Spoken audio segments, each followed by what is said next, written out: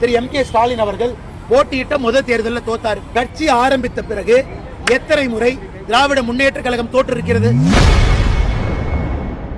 முதல்வர் ஸ்டாலின் நின்ற முதல் தேர்தலிலேயே தோல்வியடைந்துள்ளதாக பாஜக முன்னாள் மாநில தலைவர் அண்ணாமலை பேசிய வீடியோ தற்போது இணையத்தில் மீண்டும் வைரலாகி வருகிறது. இந்த முதல்வர் முதல் எலெக்ஷன்ல தோத்தாரு. திரு M.K. ஸ்டாலின் அவர்கள் போட்டியிட்ட முதல் தேர்தலில் தோத்தாரு. கட்சி ஆரம்பித்த பிறகு எத்தனை முறை திராவிட முன்னேற்ற கழகம் தோற்றிருக்கிறது? வரலாறு காணாத தோல்வியை 2014 சந்திச்சாங்க.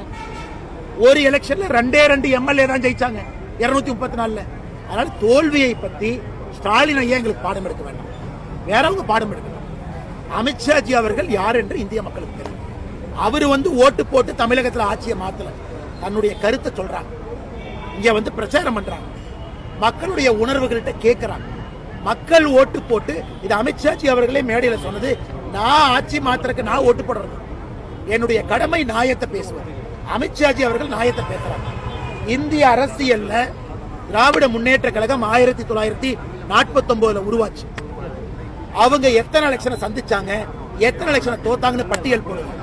அவர்களை போல தோற்ற கட்சி இந்திய அரசியலே கிடையாது. வரலாறு காணாத தோல்வியை பார்த்திருக்கிறாங்க 2 MLA. எத்தனையோ முறை சைபர் 39-0 இடத்துல திமுக இருந்திருக்கு. ஏதோ இந்த எலெக்ஷன் ஜெயிச்சுட்டாங்கிறதுக்காக மரத்தின் மேல உட்கார்ந்துட்டு கூவ வேண்டாம்.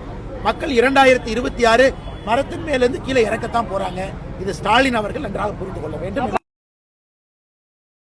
செய்திகளை உள்ளது உள்ளபடி தெரிந்து கொள்ள ரெஃப்ளெக்ட் நியூஸை சப்ஸ்கிரைப் பண்ணுங்க.